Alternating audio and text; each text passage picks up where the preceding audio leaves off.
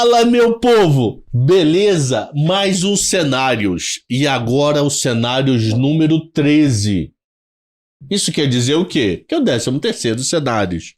Com ele, o homem que já comeu gafanhoto, barata, escorpião, Ale Delara, e com um convidado que está chegando.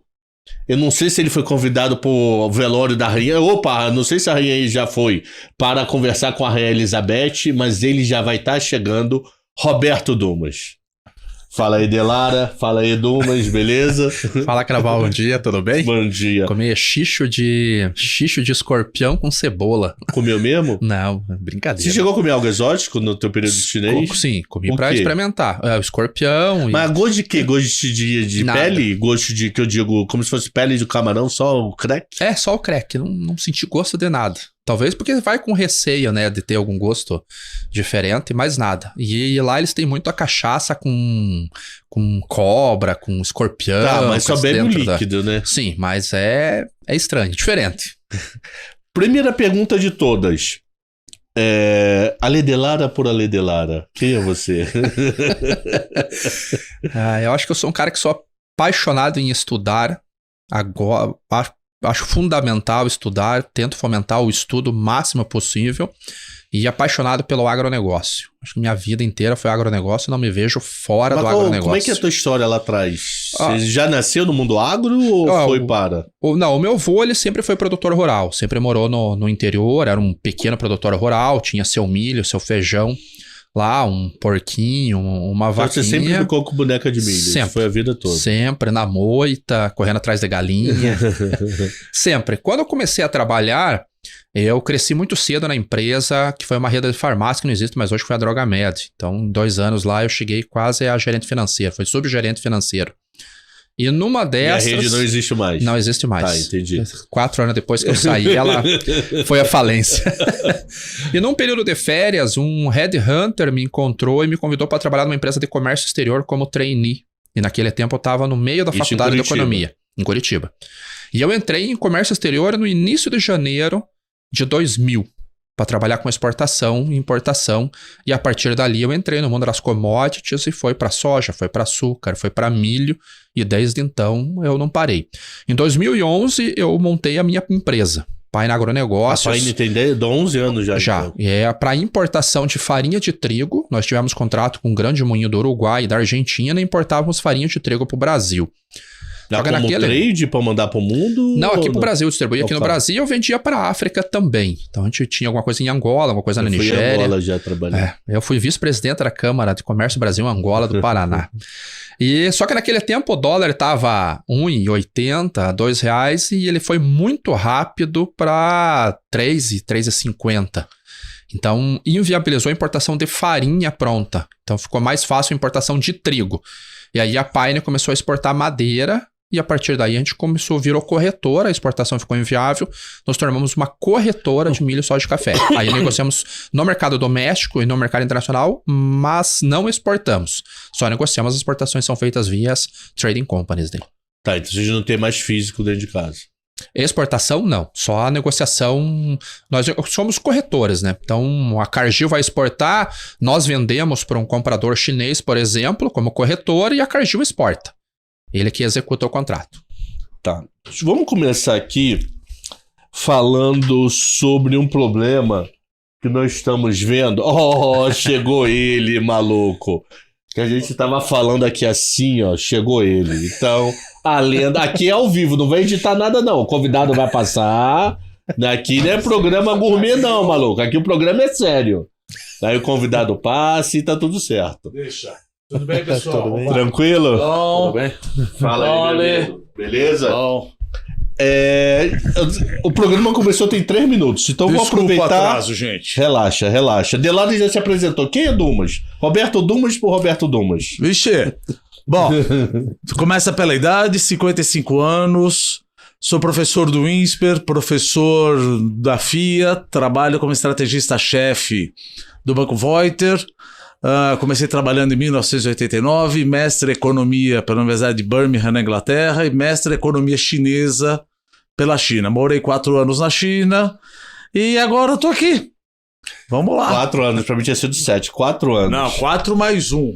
4 mais 1 de Banco dos BRICS. Banco dos BRICS. Vamos lá, deixa eu começar aqui. Quer café? Você quer café? Eu peço lá. Tô tranquilo, Não, água. tranquilo. Eu vou começar pela Europa.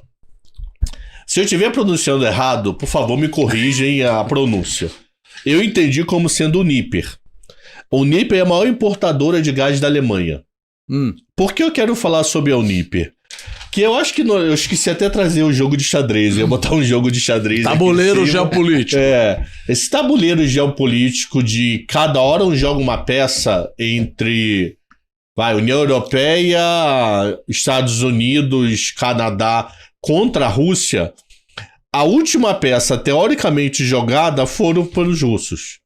De não mandar gás para a Europa, dando a culpa de que a Siemens no Canadá não conseguiu trocar uma peça. Na sequência, a Uniper dá uma declaração dessa. A pergunta é, o quanto realmente é problema hoje no gás na Europa? Nossa. Deixa eu começar aqui, a gente vai e volta, é bater papo, tá? O principal problema que eles têm hoje é o gás, assim, é a energia, não só o gás, é a energia, eu acho que é o principal problema deles. O gás é um dos componentes dessa energia. Ele está em pauta agora por causa dessas constantes interrupções no fluxo pelos ramais que saem da Rússia e vão para a Europa, principalmente o Nord Stream, que já teve aí 3 ou 4 manutenções fora do programado e sempre nunca teve tanta manutenção, né? Esse Impressionante. jogo de xadrez aí... Bobagem enorme. E a insegurança sempre foi, vai voltar a ter o fluxo ou não? Ele já caiu mais de 50%, chegou a uma queda de 75%, e o último, o Putin falou, não, agora não vai desde que retirem sanções. E ele voltou atrás, não sei se voltou atrás, mas ele mudou um pouco essa declaração, tirando um pouco, talvez, desse tom provocativo, dizendo, olha, só não voltem operações e a volta dessa operação depende da manutenção de mais uma peça pela Siemens Energy. E a Siemens diz que o problema do vazamento não interfere no fluxo. Então, o diesel é outro insumo que está com problema. A Europa depende 50% do diesel russo, mais do que do próprio petróleo. Então, 50% do gás, 50% do diesel, 40% do petróleo. Então, é um problema de energia, e não só do gás e nem só do petróleo. É um problema de energia muito, muito grave. Os estoques estão aumentando, é um custo elevadíssimo. Normal aumenta estoque até dezembro e esse estoque seca até março. E ali começa uma média... No período normal é assim. O período normal é assim. Agora, estoque está aumentando. Já chegou a 82,5% a capacidade total, considerando a União Europeia. Portugal 100%, França 92%, Alemanha quase 90% também. O problema baixou os estoques em março, que é o consumo. Apresenta a demanda, depois apresenta-se o consumo. Como ficará a recomposição desse estoque a partir de março? Acho que essa é a pergunta. Fechou. Dumas. Veja, eu tô vendo que o que a Rússia tá fazendo é aquela coisa, cada um atira no seu próprio pé. Da maneira que os europeus e o mundo colocou sanções em cima da Rússia, nós demos um tiro no pé, nosso. Só que a Rússia também tá dando tiro no pé dela. Esse negócio de não vou te dar gás natural, me corrija se eu estiver enganado, não é a mesma coisa que petróleo. Petróleo eu consigo escoar de alguma maneira para a China, agora gás natural eu não tenho gasoduto para escoar para a China. Você quer vender para quem que esse gás natural? Então você agora, a Rússia, está dando um tiro no teu pé. Então é ver quem mais aguenta em pé. Agora, que já juntando aqui, acabou de sair agora, eu estava no Uber, acabou de sair que o European Central Bank subiu 75 basis points a taxa de juros. É recessão na veia. Ou seja, é um PIB caindo 2% da zona do euro, e o que não é fácil, porque tomar uma decisão de política monetária onde você tem Estônia, Lituânia e Letônia com 20% de inflação e a Alemanha com 8,5%, 9,1%, que taxa de juros você vai adotar? Não é uma área monetária ótima, começa por aí. Segundo, você está com bruta de um choque de oferta. Então a zona do euro deve cair uns 2%, a Alemanha, na melhor das hipóteses, 2,5%, e agora o patinho feio não é a Grécia, mas é mais a Itália. Ou seja, chutaram a única coisa boa que poderia dizer que era o Mário Draghi. Você se aumenta o spread, se aumenta a taxa de juros do European Central Bank, os títulos soberanos da Itália podem começar a subir mais. E aí tem aquela coisa, vamos subsidiar isso daí, vamos subsidiar isso daí. Só que aí meu déficit fiscal aumenta. Meu déficit fiscal aumenta, meu yield dos bonds aumentam. Então isso piora mais ainda a política monetária restritiva do European Central Bank. Então não tem outro cenário para a Europa. Eu ficaria com dó, vamos dizer assim, da chiquérrima Christine Lagarde. Ou seja, se a gente fala, se o Jeremy Powell está com problema, eu não acho que o Powell está com problema. Quem está com problema é muito mais a Christine Lagarde. O negócio está caindo mesmo. Não é, ninguém está falando que o PIB dos Estados Unidos esteja uma flor, mas que nem, só entrando um pouco nos Estados Unidos. O PIB dos Estados Unidos caiu no primeiro trimestre porque importação aumentou. Importação, o que faz a importação aumentar? A renda do trabalhador, ou seja, está bombando a renda, e o câmbio, o dólar apreciou. E a queda dos estoques, ou seja, eles não repuseram os estoques por causa do lockdown de China com um monte de problema.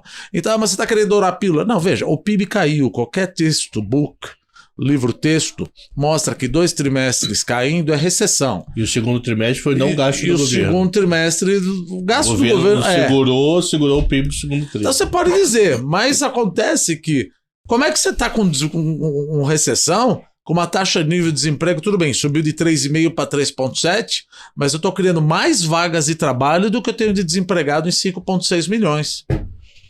Aproveitando que estamos na Europa... Aqui a gente viaja tudo. Vamos a Catherine May, que ela é um dos votantes do BOE, do Banco Central do Reino Unido, ela oficializou uma coisa que eu acho que todos os economistas já falavam, mas ninguém teve a coragem de um grande posto falar. Não temos instrumentos para resolver choque de inflação por falta de energia. Então a dúvida é, que você já um pouco adiantou, mas vamos detalhar esse assunto. Se você puxar muitos juros na Europa para tentar conter a inflação, não vai fazer com que o Putin aumente o gás. Não. Então, de um lado, você tem problema que você vai lá na gôndola, tá vazia. Então, eu posso jogar juros a 0,5% ou 1 quadrilhão de %, que aquela gôndola não muda. Então, eu, como concordo contigo, para mim, o pior banco central do mundo, como profissional, é o do Banco Central Europeu. Não tô dizendo que a Lagarde é ruim. Eu não queria estar na pele dela. Exatamente. Nunca. O pessoal falando dela tá atrasada. Eu não sei se ela tá atrasada. Eu acho que ela tá dormindo à base de remédio. E ela tá pegando uma Itália quase quebrando, uma França fazendo o dever de casa, apesar de ter um estado meio louco, é o que tá melhor controlando relação PIB inflação, e uma Alemanha que é uma grande potência com medo de não botar a indústria para funcionar.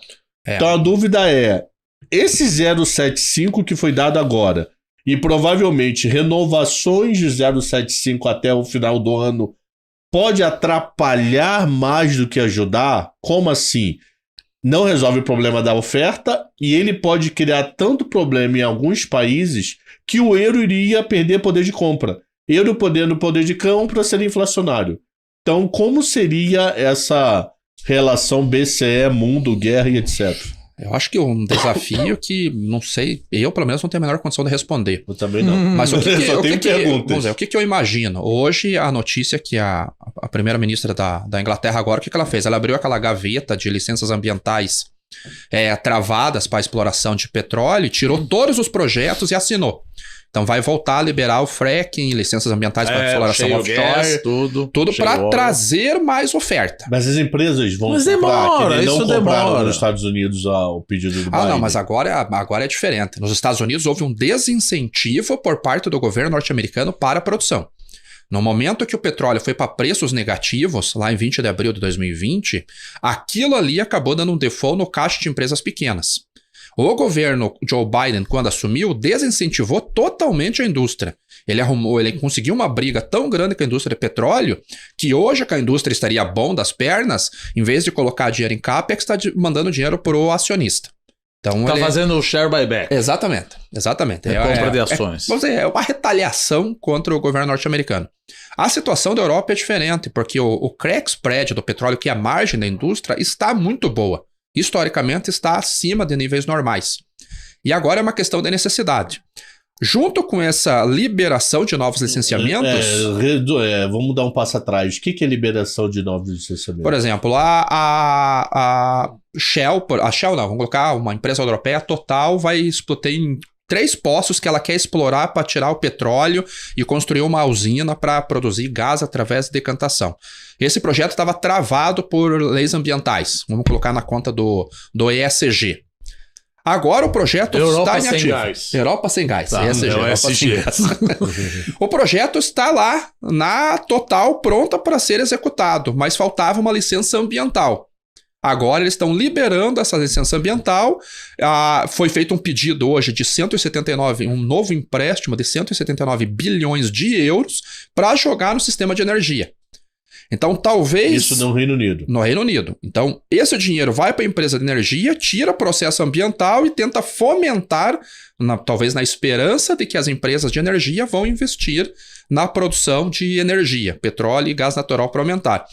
E talvez o aumento de juros seja para limitar o acesso a crédito a produtos que não sejam de primeira necessidade. Vamos dizer, viajando numa teoria aqui, por exemplo, o vestuário.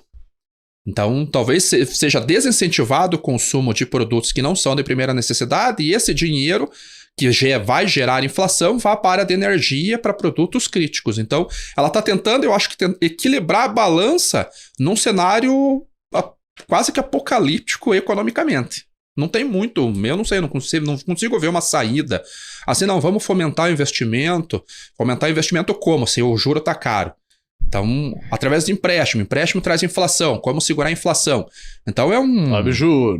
É muito difícil.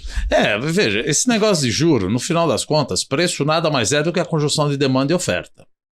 Você colocou muito bem, aumentar juro não vai trazer gás. Mas se eu não aumentar juro, todo esse aumento do preço de gás, eu vou deixar que seja repassado para o consumidor final. Então, se eu repassar para o consumidor final, eu vou ter uma metástase inflacionária, vou ter uma dispersão, uma difusão do índice inflacionário que vai pegar todos os bens da cesta do IPC. Então tem que subir juro, não tem jeito. Mas você vai tocar fogo na casa para assar o frango? Vai, porque não tem jeito. Porque é verdade, todo mundo fala, um choque de oferta eu não posso fazer nada. Sim, mas se eu não fizer nada, eu sempre falo o seguinte, aquele aumento de energia que você teve, você vai ficar livre para passar para o consumidor final. E o consumidor final vai ter demanda que vai ficar livre para passar.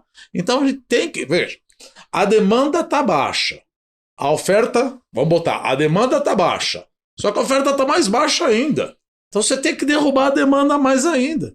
Porque senão a inflação vem. Aí você fala, não, deixa como está. Veja, aí você vai ter uma patologia que fica uma inflação que vai cair o euro da mesma maneira. Então, não dá para fazer esse omelete sem quebrar os ovos. A taxa de juros vai ter que subir. Nós vamos ter que ter uma política de resgate de títulos italiano, quem sabe algo na Espanha ou Grécia. Se a Alemanha permitir. Você tem a Itália vira pó no não, meio, mas a Itália vira terceiro país da Europa. Você tem o risco moral, primeiro, aquela coisa que a gente sempre diz. A Europa não deveria ter formado a zona do euro. Começa por aí. Isso foi um projeto político. Se alguém tentar explicar por que montaram a zona do euro por motivos econômicos, não vai achar. Como é que a Croácia, que vai entrar em 31 de janeiro, se eu não me engano agora do ano que vem, tem a mesma business cycle da Letônia, Lituânia, Portugal, Itália, Irlanda, Grécia e Espanha? Não tem. Mas por que você montou? Isso remete lá quando caiu o Muro de Berlim em 1989. Quando caiu o Muro de Berlim em 1989, François Mitterrand falou, ferrou. Ferrou por quê? Porque as duas Alemanhas vão se juntar e a gente sabe que a Primeira Guerra Mundial começou com França e Alemanha, Tríplice Entente, Tríplice Aliança, lembra que a gente estudava isso daí? Uhum. Segunda Guerra Mundial, Tratado de Versalhes, Alemanha e França de não, François Mitterrand falou, olha, tô com medo danado. Helmut Kohl falou, calma, eu nunca fui tão europeu. Palavras dele. Falou, não, calma nada. Ou a gente acelera o processo de unificação monetária, ou eu falo para os aliados não permitirem a unificação da Alemanha, em 1991. Helmut Kohl falou, mas não é hora. Nós não somos uma área monetária ótima. O que é uma área monetária ótima? Uma única política monetária não vai servir para todo mundo. Tanto isso ficou claro quanto o ataque da Libra esterlina em 1992. A Inglaterra, com recessão, a Alemanha queimando o pneu, Bundesbank puxando a taxa de juros, você não estava com a moeda unificada, você estava com o Exchange Rate Mechanism, uma meta de bandas. Mas na hora que você puxa a taxa de juros, todo mundo compra a Deutsche Mark. Vai, Alemanha, puxa Inglaterra, puxa a tua taxa de juros, Reino Unido.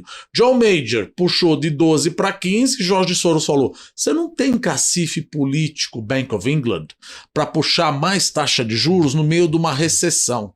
Aí o Jorge Soros ele só antecipou o inevitável. Ele vendeu libra esterlina a descoberto e quebrou o Bank of England, depois quebrou o Banco da Itália. O que isso quer dizer? Que a zona do euro não é uma área monetária ótima. Você vai ter problemas aí. Você vai ter problemas. E, bom, então o que a gente faz? Vamos destruir a zona... Você junto com a Lagarde, o que você faria? Subiria Christine juros Lagarde, eu e ligaria para a Itália? Não dá, porque aí se você não ajudar, você tem um risco moral. Se você não ajudar, vamos pensar, vamos deixar o país quebrar. Eu também não advogo o país quebrar. Mas a Alemanha não pode falar, olha, nós somos solidários. Você tem dentro do pacote do Covid, que é mais ou menos alguns bilhões aí, não sei quantos bilhões, eu até anotei aqui, deixa eu ver quantos bilhões de dólares é. 807 bilhões de dólares que você tem para gastar. Para ajudar no resgate de bonds, etc. Mas existe o risco moral na Alemanha. Ela falou, gente, cada vez que vocês tiverem problema, eu vou ajudar vocês. Bom, mas se você não ajudar, então a gente vai ter um novo Greek Drachma. Bom, mas imagina você colocou 1 milhão de euros num banco grego, amanhã você acorda com 1 milhão de Greek Drachmas. Esse Greek Drachma vai acordar na Bacia das Almas. Próximo a ser atacado. Cara, se tiver um bank run na Grécia, eu vou tirar o dinheiro de Portugal. Eu vou tirar o dinheiro de Portugal, o cara vai tirar o dinheiro da Espanha. O cara tira o dinheiro da Espanha, tira o dinheiro da Itália. Ou seja, essas moedas que vão nascer ultra depreciadas. Voltamos como era. Ah, mas a Alemanha se dá bem. Também não, porque o Deutsche Mark vai ser a única moeda que o pessoal vai querer comprar. Então não dá. Vai ser que nem Suíça, vai ter que ter juros eternamente negativos. Exato. Para não atrair fluxo. Não dá mais para você... Ninguém está querendo dizer que não era para atravessar essa ponte e ir na zona do euro. Mas por motivos políticos foi muito cedo. E agora você tem o risco moral. Você não tem um por todos, todos por um. No final das contas, na hora que acabar esse dinheiro aqui do Covid de 800 pau, como é que fica para bailout os títulos italianos? O que você precisa, na realidade, entrando mais do lado europeu, era um federalismo fiscal. Ou seja, você precisa de uma entidade suprapartidária que vai decidir quanto cada país pode gastar ou não. Isso não vai acontecer. Imagina o francês perder completamente a soberania. Você já não tem soberania monetária. 60 anos de idade. Você não tem soberania cambial. Você vai perder a soberania fiscal? Ah, mas o Tratado de Maastricht e o Pacto de Estabilidade e Crescimento morreram. Os primeiros a quebrar, dos mais importantes, que eram os mais defensores a não leniência da gastança, foi justamente a Alemanha e França. Eles quebraram, mas não foi culpa dele. Veja, se o PIB cai, a tua receita governamental cai. Então eles quebraram o Pacto de Estabilidade e Crescimento. O que eu quero dizer? Jogar multa e falar, se você tiver um déficit fiscal acima de 3%, você paga a multa, vou te colocar. Isso não adianta, porque os primeiros que quebraram foram a Alemanha e França. Isso não adianta. Então você precisa, ou seja, resumindo, você decolou um avião McDonnell Douglas com 3 turbinas, faltando uma turbina, que é o federalismo fiscal. Como é que eu vou colocar esse federalismo fiscal agora com francês e espanhol não permitindo? Que não vai permitir mesmo. Só que aí por que você fez a zona do euro? Volta 10 casas. É um projeto político. Não se forma uma área monetária sem todos os países perderem autonomia. Eles querem autonomia, quiseram autonomia. Helmut Kohl falou, a gente precisa de um federalismo fiscal. Não quero ouvir o que você está falando. Vamos unificar logo a nossa moeda. E aí Lionel Jospin e Gerhard Schröder fizeram o Pacto de Estabilidade e Crescimento, que foram os primeiros a quebrar. E a zona do euro é isso. É a zona da zona do euro. Não dá para você ter... Você tem um problema gravíssimo, que cada um gasta o que quer, e no final das contas, você sabe que a Alemanha vai te bailing out, porque se a Alemanha não bail out, vai ter um rastilho de pólvora, começa com Grécia, vai para Portugal, vai para Espanha, vai para Itália, vai ficar o quê? Alemanha e Luxemburgo? A zona do euro quebra. A zona do euro quebra, chama Armagedon. Isso é Bruce Willis. Você tira a Europa completa. É um calote fenomenal. Será que isso não tá no jogo de xadrez do Putin? Lógico que tá. Ele sabe que a Alemanha vai ter que ajudar, mas a Alemanha também não pode se mostrar que está pronta a ajudar todo mundo, porque aí suscita o que é chamado risco moral. O cara fala, eu gasto.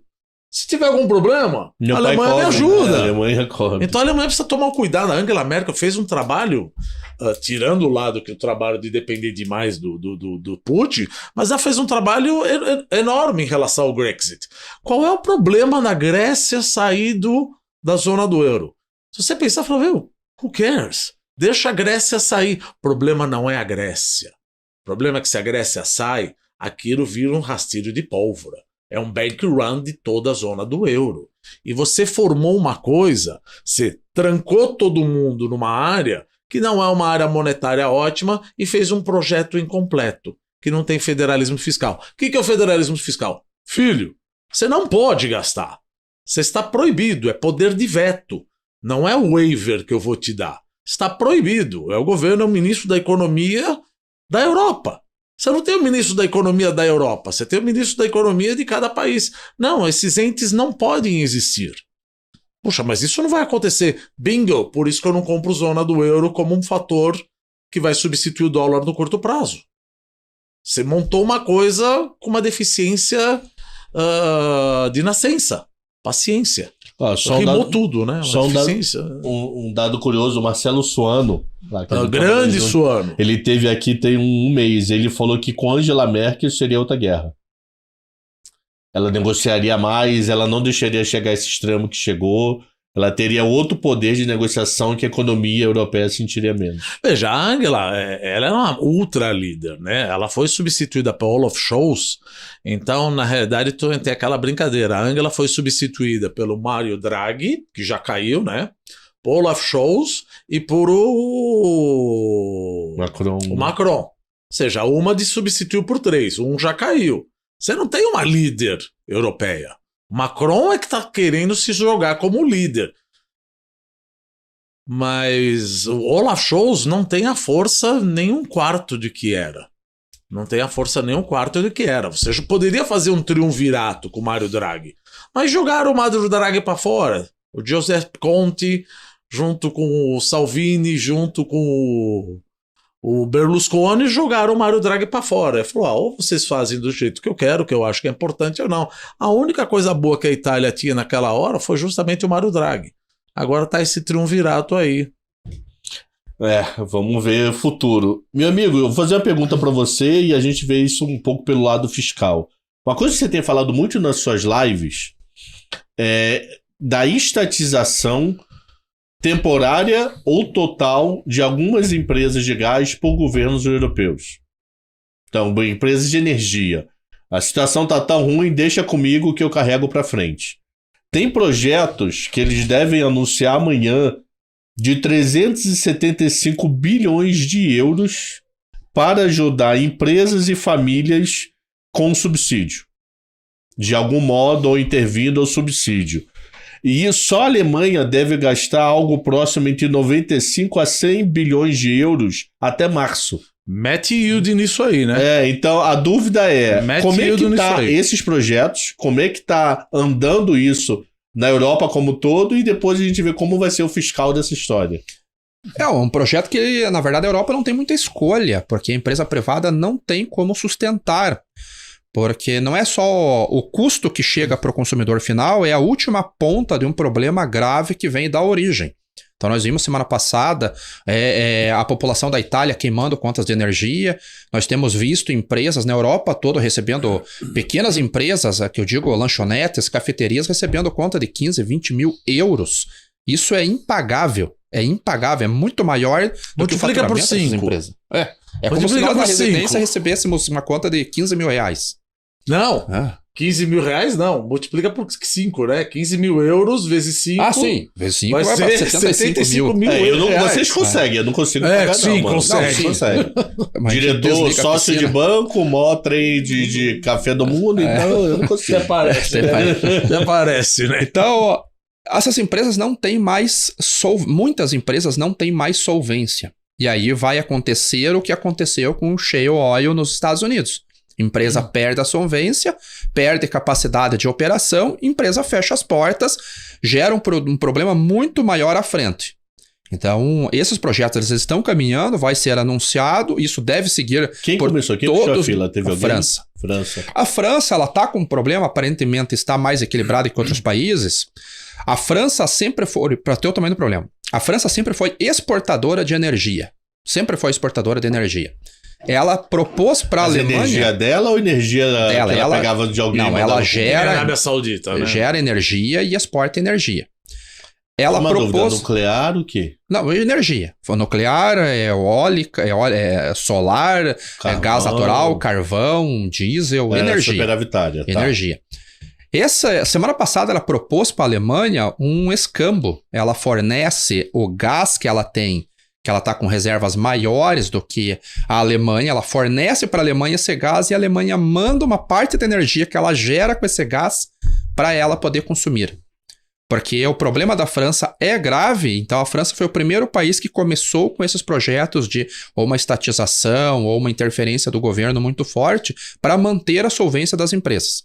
E isso vai se espalhar por toda a Europa justamente pelo custo de energia. A maneira de transporte mais barato sempre vai ser o pipeline, o gasoduto ou o oleoduto. Isso está com problemas e não é de hoje. A guerra ela simplesmente já agravou um problema. Essa crise de energia já vem desde o segundo semestre do ano passado. A China, quanto de problema que teve na China, foi até pauta dos noticiários. Aqui tivemos... E olha que nós temos a geração hidrelétrica, né? E lá é carvão. Carvão, gás natural, diesel. Esse problema de crise energética, então, ele vem desde o segundo semestre do ano passado, não vem de agora. O Putin e a Rússia e a Ucrânia agravou um problema. Então, não há, por mais que, vamos dizer, imaginar que houvesse dinheiro suficiente para investir na logística, não há essa logística pronta. Teria que construir essa logística. Não dá tempo. Então, não dá tempo. Não dá tempo. Um cenário desafiador aí, para falar outra coisa. Um filme do mercado financeiro lá do tempo do subprime de 2008, vários filmes. O deles é aquele Too Big to Fail lá, Grande Demais para Quebrar, quando o conselheiro do Hank Paulson fala em estatizar bancos. Todo mundo é contra. E no final das contas, eles tiveram que injetar dinheiro em bancos saudáveis para manter a solvência do setor. Não aconteceu o que eles queriam, mas foi uma tratativa. Então é algo muito semelhante que está acontecendo agora. Governos europeus estão usando o caixa que tem, por sorte eles têm um caixa ainda para manter a solvência do sistema, porque do contrário o sistema falha. Mas aí eles vão fazer que nem Suécia e Finlândia, garantir os contratos. Então um exemplo prático, Enel aqui em São Paulo. Enel, você continua sendo Enel. Quem compra da Enel não pode ter problema, que eu garanto qualquer dinheiro vindo por ela, ou a Enel vai virar literalmente uma empresa alemã, no caso brasileiro? Existem vários projetos, vai depender da empresa. Mas o Reino Unido, por exemplo, vai garantir contrato. Algumas empresas da França vão garantir o contrato. Eles entram como colateral num empréstimo internacional para fazer determinado investimento para uma aquisição de um insumo que está localizado em outro país e vai ter que vir custando 4 vezes mais caro. Em outras ocasiões, é uma intervenção direta na própria empresa, estatizando a própria empresa para manter a solvência através de dinheiro público. Isso custa dinheiro. There is no such a thing as free lunch. Isso custa dinheiro. Isso custa... Juros subindo, com o dinheiro ficando mais caro. Com o juro do ECB, do European Central Bank, subindo, o yield já subiria. Você fazendo uma estatização, veja, aquela coisa, vou fazer estatização, vou dar um colaterais, vou dar dinheiro para a população, vou dar um cap, isso tudo alguém vai ter que pagar a conta. Tua dívida pública pode aumentar, então a curva de juros estipa. A curva de juros estipa já iria estipar com o European Central Bank subindo a taxa de juros. Ele, além de subir a taxa de juros, você tem esse risco fiscal maior. Esse risco fiscal maior aumenta a curva de juros, e aumenta a curva de juros traz mais recessão para a Europa ainda. É um ciclo vicioso pro lado ruim. É um ciclo vicioso. E aí você fala, e aí tem algumas coisas que a gente acaba lendo, o seguinte, vamos botar um cap. Precisa tomar cuidado de botar um cap também para todo mundo, porque aí você precisa deixar cap, por exemplo, no preço de energia, para todo mundo. Porque aí você não faz com que o cara economize. Se eu chegar e deixar um cap e falar, olha, fica tranquilo, a tua energia não vai subir. ele não vai economizar. Então fica um custo, então precisa saber para quem você vai dar esse cap. Que a gente vê os estudos, é melhor para as famílias mais necessitadas do que para todo mundo, ou numa escala diferencial. Porque, gente, é o mercado, paciência. Em algum momento você vai pagar. Ah, eu vou pagar, então vou ter mais inflação. Se eu tiver mais inflação, subo os juros. Não vou pagar, vou assumir o déficit fiscal. Não vou assumir o déficit fiscal, vai ter mais juro também. Então escolhe o que você quer. Você quer inflação com mais juro ou só mais juro? Entendeu? Então você tá não dá para sair muito de um cenário belicoso. É óbvio que muita gente fala, põe o governo para ajudar, como se o governo fosse alguma coisa. Não, vamos ter um relacionamento promíscuo agora, que nem tem na Argentina, de fazer o fiscal e o Banco Central da República Argentina emitir. Gente, isso é inflação, para. Isso é vestibulando de economia já sabe isso, né? Então, veja, não tem outro jeito a não ser uma única coisa. Por enquanto, né? Porque economia é uma ciência social. A Europa vai entrar em recessão. Quer via aumento de taxa de juros, porque você, Christine Lagarde, está subindo, ou porque você, governos da zona do euro, estão fazendo esses caps, eu subo a taxa de juros para vocês via yield dos bonds. E aí, via yield do bond é minha taxa de juro benchmark da taxa livre de risco. Então, existe uma confusão, muita gente confunde. Não, mas a taxa de juros da Europa é 0,75. Não é isso. É que nem você falar a Selic. A Selic é 13,75, mas você tem título público pagando mais que isso. Então é diferente o que paga o Tesouro e a curva de juros. Da região, né? A curva, se ela estipar, ou seja, resumindo tudo, o que eu olharia daqui para frente? Eu colocaria no meu Bloomberg, no meu não sei o quê, a curva de juros dos países dos PIGS. Portugal, Itália, Irlanda, Grécia, Espanha. E Alemanha. E Alemanha, eu quero ver como é que fica o negócio aqui. E há um outro problema que vem na sequência, que é o crédito. Porque o endividamento da própria família vai começar a crescer. Exatamente, vai começar a crescer. Crédito. Porque se eu... Vamos imaginar um cartão de crédito. Aqui no Brasil existe a possibilidade de pagar mínimo. Não sei se existe ainda, mudou. Existe a possibilidade de pagar mínimo. Eu nem olho. É o 330% de taxa. Então, eu nem olho. Paga logo só aí, bicho. Se fosse uma taxa pós-fixada no cartão de crédito e de repente a tua fatura de 1.000 vem 30 mil, você não vai conseguir pagar o 30 mil numa. Você vai pagar o mínimo. Desse mínimo já vem 330%. E isso vai sendo transferido mês a mês. Chega uma hora que vai colapsar. Ou a Europa entra numa recessão agora e cai naquilo que o professor falou no início, que eu tenho uma demanda, eu tenho uma oferta, a demanda caiu, a oferta caiu mais. Ou eu forço uma queda maior na demanda em relação à oferta, independente se é uma oferta de dinheiro, uma oferta de commodity, de produto, para tentar diminuir os preços na marra, não passar para frente, né? Para eliminar um problema de alta de preço, escassez de produto e um problema de crédito que vai ser o próximo passo do problema sério da macroeconomia. Ou seja, eles estão também no credit crunch. Mas voltando também à pergunta inicial que você fez. A Rússia também não está em bons lençóis. Onde que ela vai enfiar esse gás natural? Ela não tem gasoduto para enfiar na China. Não, ela diminui, vai ter que diminuir a produção, igual ela já fez, produção de gás natural para Mas a China, eu acho que vai ser um mega parceiro, já está sendo não da tem, Rússia. Mas é que tá, petróleo é diferente, que você pode passar. Você não tem gasoduto para passar como você passa petróleo para a China. Então você vai morrer com esse gás natural, filho. Petróleo eu consigo passar. Gás natural é diferente. E eu não tenho tanto assim que vai. Não esqueci uma parte da China lá. Você não tem esse gás natural que vai. E não dá para transformar liquefeito.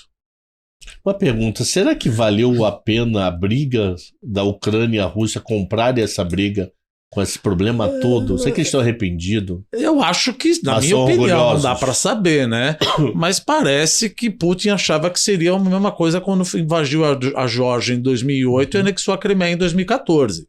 Vamos lá, a Ucrânia vai capitular rápido e a gente faz. E a China olhando. Se capitular rápido, eu vou e invado a Taiwan também. Aí você tomou um monte de sanção, cerceei 600 bilhões, não estou apanhando tanto. É óbvio que você não está apanhando tanto. Eu coloquei uma restrição à saída de capital. A gente fala, vai ter uma crise cambial. O rublo vai depreciar. E aí os defensores sempre têm os cheerleaders. O rublo voltou a subir. Lógico, você não pode comprar rublo. Você não pode tirar o dinheiro do país. Imagina se eu abrisse a conta capital do balanço de pagamentos. Todo mundo fugiria. Seria de lá. Mas a taxa de juros caiu. É óbvio que a taxa de juros caiu. No final das contas, você vai dormir no colo de algum banco russo, porque você não pode tirar o dinheiro da Rússia. Restrição à saída de capital, como tem exatamente na China. Então, a crise cambial, e outra, ela está com bruta superávit em conta corrente. Por quê? Porque a China continua contando petróleo e, por incrível que pareça, a Arábia Saudita está comprando com desconto para revender com prêmio. E a Índia também se tornou o segundo maior comprador de petróleo russo. Mesmo que você não precise, você compra e vende. Sim. A nossa exportação de petróleo para a China está despencando. Uma pergunta, mas nesse jogo de xadrez, a Europa não se deu 1000 vezes pior do que a Rússia? Em termos de PIB é difícil dizer. Quer dizer, difícil não, é fácil dizer. Se a Alemanha vai cair 2%, a Rússia já vai cair 6%. Não vai cair os 15% que você esperava. E outra, os outros países são uma democracia. O que você quer, Putin? E tem uma coisa aqui que não acabou. Essa guerra não acabou e vai demorar para acabar. Porque uma vez conversando com um cara que entende, eu não sou expert militar, ele falou, primeira coisa, a gente sabe, guerra nada mais é do que o interesse político por outras vias. Então vamos parar do começo. O que Putin queria? Ele queria desmilitarizar a Ucrânia. Não conseguiu. Queria tirar Zelensky do poder. Não conseguiu. Não conseguiu ou não quer? Não quer ele só... tem armamento para isso. Ele pode ir lá destruir a Ucrânia. Mas aí ele pode trazer a OTAN para briga, né? Se você começar a usar... Uma coisa que ele pode fazer, que isso não está longe, não usar uma bomba nuclear estilo Hiroshima, mas usar bomba nuclear tática, que é 0,1 quilotons. Ou seja, bombas nucleares pequenas. Isso ele pode fazer. Agora, ele vai mudar completamente o mapa se ele fizer isso. Se ele entrar nessa seara de ogiva nuclear, tá bom, então também não vou entrar, então vou dar ogiva nuclear para você. Estados Unidos pode chegar e falar, vou te dar ogiva nuclear, não estou entrando. Pronto. Qual é o problema? Agora, pensando, o que tem que fazer? Uma coisa que até nós já deve ter falado aqui. Quando o Putin era criança, ele morava numa casa cheia de rato. Ele era pobre. Ele falava o seguinte, a diversão dele era matar rato. Até que um dia, olha só como é o psique do cara. Você já começa a analisar. A psique do cara. Falou até que um dia um rato ficou acuado num corner, num canto da sala, e o rato pulou na cara dele. Então ele falou, nunca deixe um líder acuado. Cara, se ele tá falando isso, como é que a Europa quer deixar ele acuado? Então a Europa, eu sei que é hora de arranjar haters. A Europa precisa dar um way out para ele sair de boa. Porque ele não vai roer essa corda tão simples. O que ele está querendo fazer? Ele quer pegar toda a parte nordeste, sudeste e sul. Luhansk, Donetsk, Zaporizhzhia, Kherson, Crimeia e Odessa. Ele pega tudo isso, seria uma saída natural. Ele faz um C assim do lado. E aí ele faz um C. E aí ele tira o acesso da Ucrânia do Mar de Azov e do Mar Negro. Bom, isso seria uma saída honrosa. Qual é a probabilidade da Ucrânia deixar e o Ocidente deixar isso? Então essa guerra não acaba logo. É uma brincadeira que vai bater no fertilizante, vai bater no nitrogenado, vai bater na agricultura. Ixi, alimentação. Por isso que eu não compro esse argumento. Por exemplo, os fundos fizeram um bruto desmantelamento de posição de commodities agrícolas, porque a taxa de juros dos Estados Unidos ia subir. Vão voltar. Não acredito que esse na verdade, os fundos commodity agrícola vai continuar caindo. Os fundos eles estão bem posicionados compradores e até estranhos sazonalmente. A comprar. Sim, é até estranho sazonalmente. Bom. Ele devia estar mais baixo os preços agora. Essa semana, você vê o trigo, que é vamos dizer, o que é o kit guerra das commodities ali? Petróleo, gás natural, trigo, milho e girassol. São as principais commodities que vêm da região. O trigo caiu bastante, o milho caiu relativamente menos do que o trigo, mas teve a sua queda. Saiu de $8 o bushel, veio para $6,50.